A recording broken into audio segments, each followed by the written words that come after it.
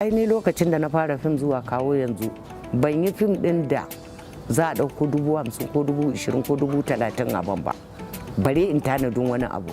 Na je fim din nan za a bani 5,000, 3,000, 4,000. Yanzu yau din nan na je shooting wallahi 2,000 aka ban.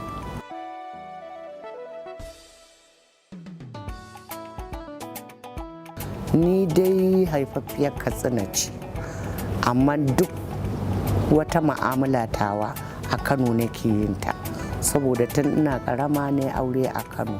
Allah ya kawo ni zama a Kano, aka hayayyafa, yanzu ana da jikoki. To an dan taba karatu amma dai gaskiya babu yawa. Kin san da hana yara ake su karatu sai a rinka kunshe mu, to daga baya dai a cikin ikon Allah mijin da na aura sai ya dan sa ni irin makaranta din nan ta manya, to na yi dan karatun amma dai tun da an riga an girma, ga tunanin miji ga tunanin 'ya'ya, kin san karatu ba tafiya yake daidai ba sai a hankali. To Allah ubangiji ya sa sai na zo kuma da na dan gama karatun sai na kama aiki a asibiti.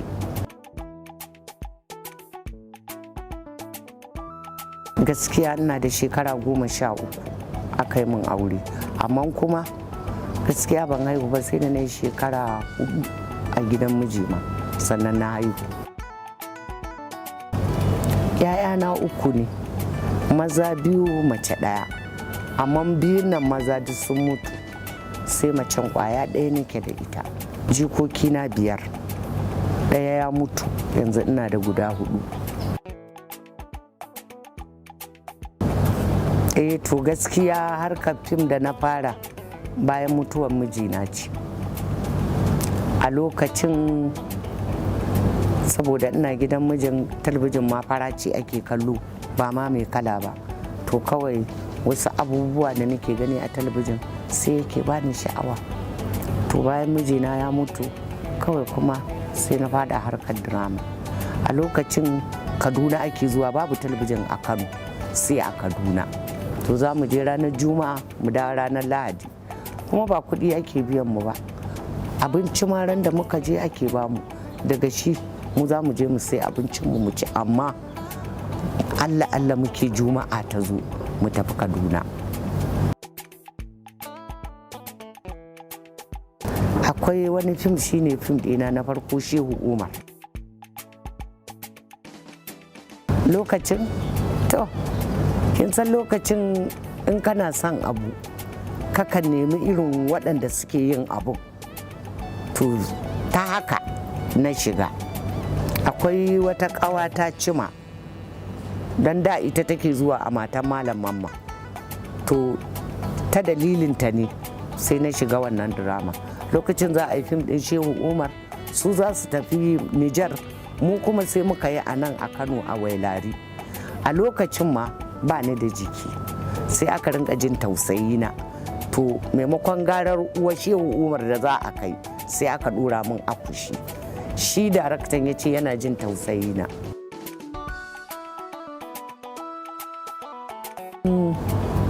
To ni tun da dai gaskiya ni ba na iya rikewa, amma dai in dai da za ki gani a karance lokacin gawan ne.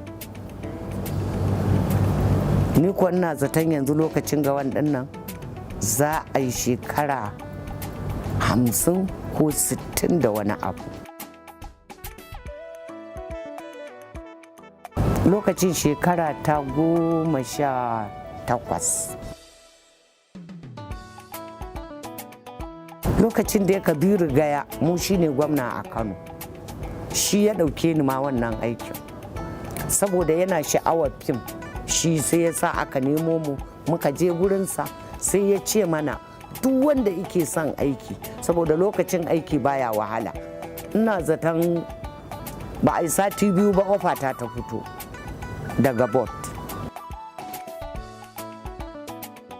a asibitin Nasarawa.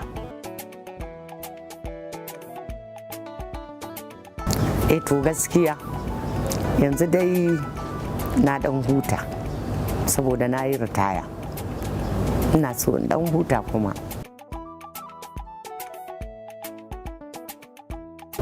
kai gaskiya ba zan iya kirga su ba, gaskiya wallahi ba zan iya ba. Daga Kaduna zuwa Kano zuwa yanzu da aka kafa Kannywood, gaskiya ba zan iya kirga su ba. To ai bakan damiya ta yanzu na gaya miki ita, watakila ba za ki iya nemo ta ba bare ki nuna wa mutane, wallahi ba za ki iya ba. Saboda fim din da na yi wanda na daura wa malam Mamman Zani, wanda ya sa aka daki mutum a gona, ya zo ya ɓoye a cikin gida, na yi ya fita, ya ce ba zai fita ba.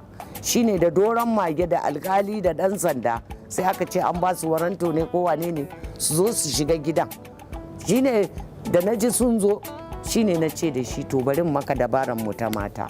Shine yana ɗauko rigata ya da domiya da zane da ɗan kwali, sai na ɗaura mai, na ɗauko gyale sai na lulluɓa mai. Ya je zai fita sai doron mage ya ce da shi, ya ba malam Mamman, ka yi baki na shiga gidanka kuma kai kana fita. Sai ya jifa da gyalen, ice wallahi sai alkali ya karbi shari'arsa an shigo mai gida. Kin ga yanzu ba za ki samu wannan fim din ba. Wallahi suna da yawa, babu abin da zan ce wallahi sai godiya gurin Ubangiji. Allah na gode maka.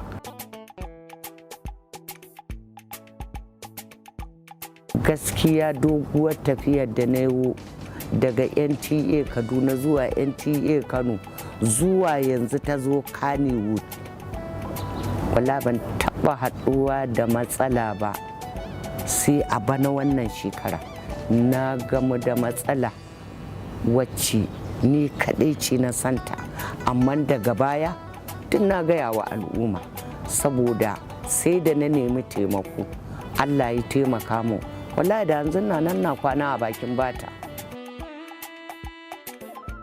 Matsalar gurin kwanciya, saboda lokacin ina yin aikin gwamnati, ina gidan gwamnati, lokacin da gwamnati ta buƙaci gidanta dole ne in tashin bata guri, ni kuma ban yi tanadin inda zan zauna ba.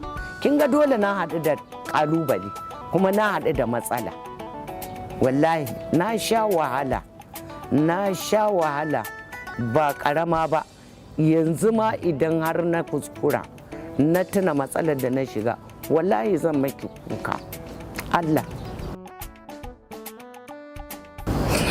To aini lokacin da na fara fim zuwa kawo yanzu ban yi fim ɗin da za a ɗauko 50,000 ko 20,000 ko 30,000 abin ba, bare in tanadin wani abu. Na je fim ɗin nan za a bani 5,000, 3,000, 4,000. Yanzu yau ɗin nan na je shutin, wallahi 2,000 aka ban. 2,000 ce zan tara ta, ina da baki 7 a gabana wanda nake ciyarwa, mutum 7 nake ciyarwa a kaina. Wannan dinnan da kika gani a 2,000 zan tara kudin da zan sai gida? Ba ni da shi.